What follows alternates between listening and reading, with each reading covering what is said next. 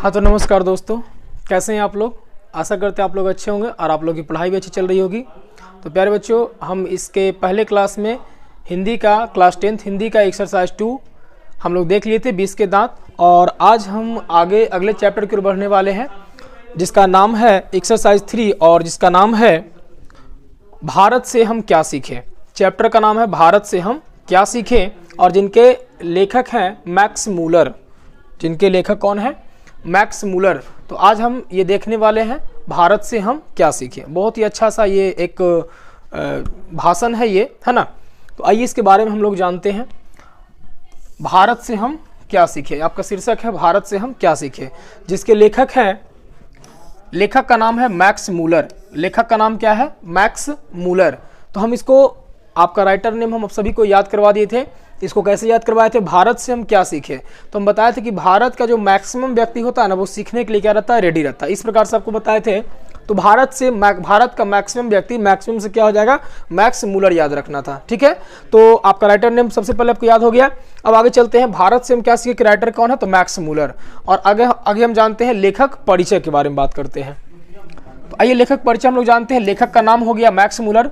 Max Muller का जन्म कब हुआ था? तो 6 दिसंबर 1823 ईस्वी में जर्मनी के डेसाउ नगर में हुआ था। कहाँ हुआ था? तो जर्मनी के डेसाउ नगर में हुआ था। किनका जन्म? तो मैक्स मूलर का जन्म कब हुआ था?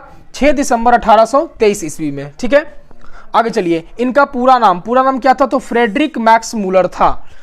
मैक्स मूलर का पूरा नाम क्या था? तो फ्रेडरिक मैक्स मूलर था। इनके पिता का नाम क्या था? Wilhelm Müller.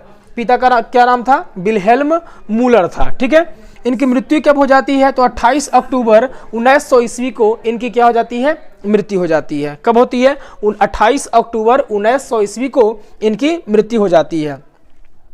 इनकी रचना की बात करते हैं।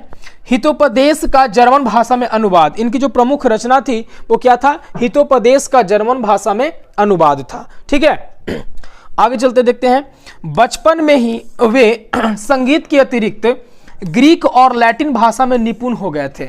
यानी कि कह रहा कि बचपन में वे संगीत के अलावे किस भाषा में? ग्रीक भाषा और लैटिन भाषा में निपुण हो गए थे। यानी कि वो पूरा पढ़ लिए थे। तथा लैटिन भाषा में वे कविताएं भी लिखने लगे थे। यानी कि लैटिन भाषा में वो इतना निपुण हो गए थे कि वो लैटिन भाषा में कविताएं भी लिखने लगे थे। आगे देखते हैं। 1868 ईस्वी में महारानी विक्टोरिया ने इन्हें नाइट की उपाधि प्रदान की थी। तो आपसे पूछा जाएगा कि मैक्स मूलर को नाइट की उपाधि किसने दिए थे? तो महारानी विक्टोरिया ने। कब दिए थे? तो 1868 ईस्वी को। कब दिया गया था? 1868 ईस्वी को महारानी विक्टोरिया के द्वारा मैक्स मूलर को नाइट की उपाधि दी गई थी। आगे देखते हैं, अगला पॉइंट है, स्वामी विवेकानंद ने इन्हें वेदांतियों का भी वेदांती कहा। स्वामी विवेकानंद ने मैक्स मूलर को वेदांतियों का भी वेदांती कहा। अभी वेदांतियों का वेदांती क्या है? तो वेदांतियों का वेदांती का मतलब है कि विद्वानों का विद्वान कहा। किसने कहा? स्वामी विवेकानंद। एक विद्वान जब दूसरे व्यक्ति को विद्वानों का विद्वान जब बता रहे हैं तो आप इससे आप अनुमान लगा लीजिए कि मैक्स मूलर कितने बड़े विद्वान थे, है ना। क्योंकि स्वामी विवेकानंद यानी विवेकानंद ही जो थे, विवेकानंद भी जो है वो हमारे बहुत बड़े विद्वान थे। और एक विद्वान जब दूसरे विद्वान को विद्वानों का विद्वान बता रहा है तो आप यहां पर समझ सकते हैं कि हमारे मैक्स मूलर साहब जो थे वो कितने विद्वान थे। ठीक है, तो आपसे प्रश्न पूछा जाएगा कि वेदांतियों का भी वेदांती किसने कहा था? तो स्वामी विवेकानंद ने। मैक्स मूलर को वेदांतियों का भी वेदांती किसने कहा था? तो मैक्स मूलर ने कहा था। ठीक है, आइए आगे चलते हैं। ये जो है भारत से हम क्या सीखे, एक भाषण है और इसके हम सारांश की बात करते हैं। हम लोग सारांश देख लेते हैं। ठीक है, आपसे पूछा जाएगा कि भारत से हम क्या सीखे, क्या है? कहानी है, निबंध है, सारांश है, या इनमें से कोई नहीं है? तो ये क्या है? एक भाषण है। आइए बात करते हैं भारत से हम क्या सीखे, देखते हैं। आइए इसकी पढ़ते हैं पहले। भारतीय सिविल सेवा हेतु चयनित युवा अंग्रेज अधिकारियों के आगमन के अवसर पर, यानी कि वो आ रहे थे उसके अवसर पर, है ना। किसके? तो सिविल सेवा हेतु चयनित युवा अंग्रेज अधिकारियों के आगमन के अवसर पर उन्हें संबोधित करते हुए मैक्स मूलर ने भाषण दिया था। मैक्स मूलर ने क्या दिया था? भाषण दिया था। उस भाषण में उन्होंने भारत की गौरवशाली परंपरा, प्राचीनता और विलक्षणता का प्रतिपादन करते हुए नवागंतुक अधिकारी यानी कि जो नए आए अधिकारियों को यह बताया कि भारतीय सभ्यता और संस्कृति ने विश्व को बहुत कुछ दिया है। यानी कि हमारे जो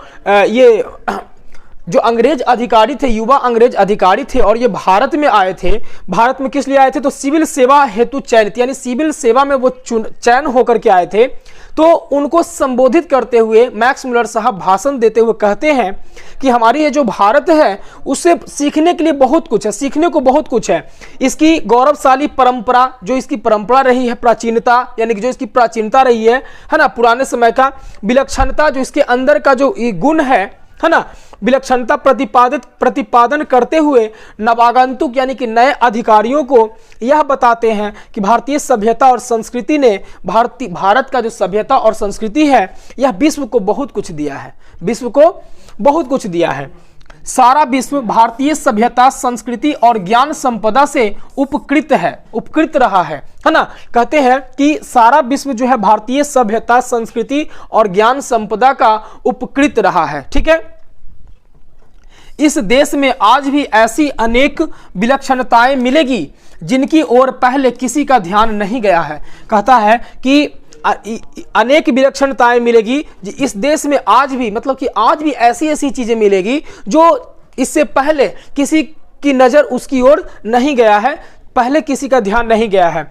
भारतीय विलक्षणताओं से परिचित होने के लिए दृढ़ इच्छा शक्ति, लगन और संकल्प की आवश्यकता है। यानी कि आपको पेशेंस बना करके रहना है। अगर भारत की संस्कृति सभ्यता के बारे में जानना है तो आपकी दृढ़ इच्छा होनी चाहिए, है ना, आपका खूब पेशेंस होना चाहिए, शक्ति होनी चाहिए और दृढ़ संकल्प से आपको रहना पड़ेगा। ठीक है, चलिए आगे हम लोग देखते हैं। आगे है, भारत प्रत्येक दृष्टि से संपन्न देश है। भारत जो है प्रत्येक दृष्टि से संपन्न देश है। यह ज्ञान, विज्ञान, साहित्य, कला, दर्शन, अध्यात्म और प्राकृतिक सौंदर्य से परिपूर्ण देश है। किस किस चीज में परिपूर्ण है? तो कहता है कि भारत प्रत्येक दृष्टि में संपन्न देश है, चाहे वो ज्ञान विज्ञान के क्षेत्र में हो, साहित्य के क्षेत्र में हो, कला के क्षेत्र में हो, दर्शन के क्षेत्र में हो, अध्यात्म के क्षेत्र में हो, प्राकृतिक सौंदर्य के क्षेत्र में हो। आप किसी भी क्षेत्र में आप बात करें तो हमारा ये जो भारत है वो क्या है? सभी चीजों से संपन्न है। यहाँ की प्रकृति ऐसी है मानो भूतल पर ही स्वर्ग की छटा निखर गई हो। कहता है यहाँ की जो प्रकृति है ऐसी है कि भूतल पर ही मानो कि क्या स्वर्ग की छटा निखर गई हो। जैसे भारत का स्वर्ग बोला जाता है किसे? कश्मीर को बोला जाता है ना। तो इसी प्रकार से ये कह रहा है कि यहाँ की ऐसी प्रकृति है जैसे मानो कि स्वर्ग की छटा जमीन पर ही उतर आई हो। मैक्स मुलर कहते हैं कि भारतीय साहित्य में अंतरतम को परिपूर्ण, सर्वांगीण, अधिक विश्वव्यापी और मानवीय बनाने तथा अगला जीवन एवं शाश्वत जीवन में सुधार लाने की अद्भुत क्षमता है। कहता है मैक्स मुलर साहब कहते हैं कि भारतीय साहित्य में इतनी शक्ति है। भारतीय साहित्य में अंतरतम को परिपूर्ण, सर्वांगीण, अधिक विश्वव्यापी और मानवीय बनाने के लिए, यानी मानवता बनाने के लिए, अगला जीवन एवं शाश्वत जीवन में सुधार लाने के लिए अद्भुत क्षमता है। अगली पीढ़ी को सुधार करने की बहुत इसमें क्या है? क्षमता है। अतः मैक्स मुलर उन युवा अंग्रेज अधिकारियों को भारतीय साहित्य पढ़ने की सलाह देते हैं। वो कहते हैं कि भारतीय साहित्य पढ़ो और उससे कुछ सीखो, है ना, क्योंकि इसे सीखने को बहुत कुछ है। ये सलाह देते हैं। भारतीय मनीषा ने ज्ञान का सर्वप्रथम साक्षात्कार किया था और जीवन की सबसे बड़ी समस्याओं पर विचार कर उनके समाधान खोज निकाले थे। कहता है कि भारतीय मनीषा ने ज्ञान का सर्वप्रथम साक्षात्कार किया था और जीवन की सबसे बड़ी समस्याओं पर विचार कर उसके समाधान खोज निकाले थे। मैक्स मुलर की दृष्टि में भारतीय दार्शनिक उपलब्धियां मनन करने योग्य है। कहता मैक्स मुलर की दृष्टि में, यानी कि मैक्स मुलर की नज़र में भारतीय दार्शनिक उपलब्धि, यानी कि भारत की जो दार्शनिकों की जो उपलब्धियां हैं वो क्या करने योग्य है? मनन करने योग्य है, यानी कि याद करने योग्य है। ठीक है, अब आगे देखते हैं आगे क्या है।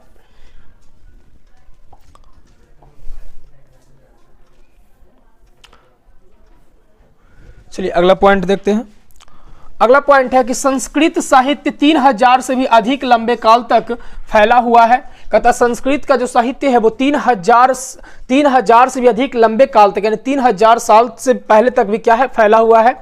और यूनान तथा रोम के संपूर्ण साहित्य से भी कहीं अधिक बृहत है। और किससे बड़ा है? यूनान और रोम के संपूर्ण साहित्य से, यूनान और रोम के संपूर्ण साहित्य से क्या है? काफी बड़ा है। भारत भूमि अनेक ज्ञान विज्ञानों की धात्री, विविध कलाओं की जननी, अतुलनीय कार्यकलापों की दृश्य भूमि, मानव प्रतिभा की उर्वर धारित्री तथा अपनी विविधता मंडित प्रवृत्ति प्रकृति के कारण सर्वत्र आदर की दृष्टि से देखी जाती है। ठीक है, क्या कहते हैं, फिर से देखते हैं। कहता है भारत की जो भूमि है वो अनेक ज्ञान विज्ञानों की धरती रही है ना, ज्ञान विज्ञानों की क्या रही है? धरती रही है। कौन? भारत भूमि। फिर कहता है विविध कलाओं की जननी, यानी यहाँ पे विविध बहुत प्रकार की कलाएं यहाँ से क्या हुई है? निकली है। तो विविध कलाओं की जननी रही है। अतुलनीय, यानी कि जिसकी तुलना नहीं की जा सकती है, कार्यकलापों की दृश्य भूमि रही है, यानी कि जिसकी तुलना नहीं की जा सकती है उस चीज की दृश्य भूमि रही है। मानव प्रतिभा की उर्वर धारित्री तथा अपनी विविधता मंडित प्रवृत्ति प्रकृति के कारण सर्वत्र आदर की दृष्टि से देखी जाती है। यानी कि मानव प्रतिभा, यानी कि यहाँ जो मानव की प्रतिभा जो देखी जाती है उसकी धरती, इसके कारण और अपनी विविधता के कारण, यानी कि बहुत सारी जो विभिन्नताएं पाई जाती है, विविधता के कारण ये सर्वत्र यानी सभी जगहों पर भारत जो है वो आदर की दृष्टि से देखी जाती है। भारत को आदर की दृष्टि से हम लोग देखते हैं। भारत की संस्कृति विश्व की प्राचीन संस्कृतियों में एक है। भारत की जो संस्कृति है प्यारे बच्चों वो विश्व की प्राचीन संस्कृतियों में क्या है? वो एक है। यहाँ के चिंतन और आचरण में आज भी प्राचीन संस्कृति के रंग वर्तमान है। कहता है कि यहाँ के चिंतन और आचरण में आज भी प्राचीन संस्कृति के रंग क्या है? वर्तमान है। यानी पहले की जो रंग है वो आज भी क्या है? वर्तमान है, उपस्थित है। भारतीय संस्कृति सतत विकासशील संस्कृति है। भारतीय जो संस्कृति है वो सतत क्या है? निरंतर वो विकासशील संस्कृति है, हमेशा वो विकास करती रहती है। भारतीय संस्कृति के इसी विकासशील स्वरूप में भविष्य की अनेक संभावनाएं वर्तमान है। और कहता है कि भारतीय संस्कृति के इसी विकासशील स्वरूप में, इसी विकासशील रूप को देखते हुए भविष्य की अनेक संभावनाएं यहाँ पे उपस्थित है, देखने को मिलती है। यहाँ पे क्या है? वर्तमान है।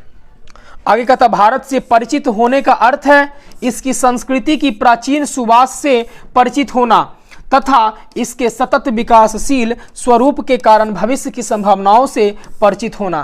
कहता है आपको कि भारत से परिचित होने का अर्थ है, भारत से अगर आप परिचित हो रहे हैं तो इसका मतलब है कि इसकी संस्कृति की प्राचीन सुवास से परिचित होना। यानी भारत से परिचित होने का मतलब है कि भारत की पुरानी जो संस्कृति है उससे आप क्या हो रहे हैं? परिचित हो रहे हैं, है ना।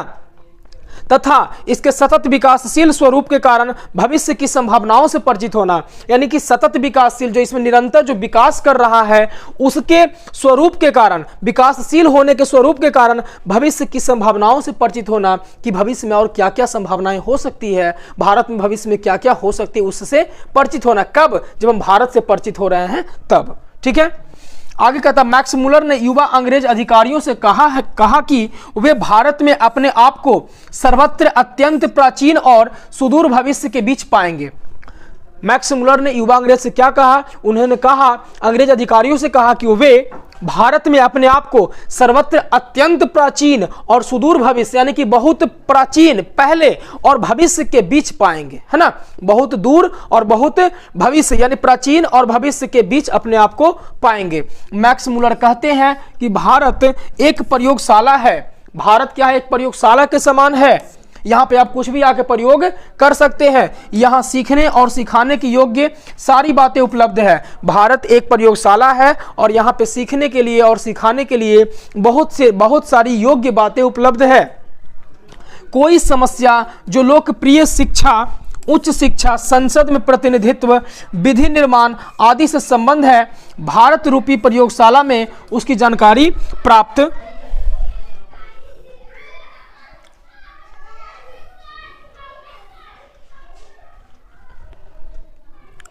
प्राप्त की जा सकती है। आपसे कह रहा है, क्या कह रहा है? देखिए, कहता कोई भी समस्या जो लोकप्रिय शिक्षा, उच्च शिक्षा, संसद में प्रतिनिधित्व, विधि निर्माण यानी कानून बनाने आदि से संबद्ध है, भारत रूपी प्रयोगशाला में उसकी जानकारी प्राप्त की जा सकती है। किसी प्रकार की आपको जानकारी चाहिए वो भारत में आपको क्या हो जाएगा, जानकारी प्राप्त हो जाएगा। आगे कहता है उसका विश्लेषण किया जा सकता है ना, ये जानकारी प्राप्त की जा सकती है और उसका विश्लेषण यानी एनालिसिस किया जा सकता है। कहाँ, भारत में। आगे कहता है जिस प्रकार प्रयोगशाला में वैज्ञानिक प्रक्रिया के माध्यम से विश्लेषण के आधार पर एक सत्य की प्राप्ति होती है, उसी प्रकार भारत की इस प्रयोगशाला के समान है जिसमें जीवन के विविध क्षेत्रों की जानकारी ली जा सकती है। कहता है जिस प्रकार से वैज्ञानिक प्रक्रिया के माध्यम से किसी एक चीज को विश्लेषण करके उसके आधार पर, विश्लेषण के आधार पर हम किसी चीज को प्रूफ करते हैं, सत्य करते हैं, सत्य मानते हैं, उसी प्रकार से भारत भी एक प्रयोगशाला के समान है। और कहता है कि जिसमें जीवन के विविध क्षेत्रों की जानकारी प्राप्त की जा सकती है, जीवन के विविध क्षेत्रों को उसमें सत्य किया जा सकता है और जीवन में अपेक्षित सुधारात्मक परिवर्तन लाने के लिए उस जानकारी को दूसरों तक पहुंचाया जा सकता है। ठीक है, तो ये प्यारे बच्चों आपका इस कहानी का जो है, इस ये जो मैक्स मुलर के द्वारा दिए गए भाषण थे, है ना, मैक्स मुलर साहब के द्वारा जो दिया गया भाषण था उसका एक शॉर्ट में जो है आपका सारांश देखा गया। ठीक है, अब हम इसको नेक्स्ट ज़्यादा बड़ा वीडियो नहीं बनाते हैं, आपको नेक्स्ट वीडियो में आपको इसके सारे प्रश्न उत्तर आपको सुस्पष्ट अपनी भाषा में आपको मिलेंगे और आपको एक नज़र में आपको याद हो जाएगा। ठीक है, तो प्यारे बच्चों आप इस चैनल से अगर जुड़े हैं तो आप जुड़े रहें और अपने मित्रों को भी बताएं और मित्रों को भी शेयर करें ताकि वो भी इस चैनल से जुड़ पाए और अच्छे से पढ़ पाए। ठीक है, बाकी आपको पूरे सब्जेक्ट की जानकारी इसमें मिलेगी, धीरे धीरे आपको पूरे सब्जेक्ट मिलेंगे। ठीक है ना, तो आप इसको शेयर कर दें और मिलते हैं नेक्स्ट वीडियो में प्रश्न उत्तर के साथ।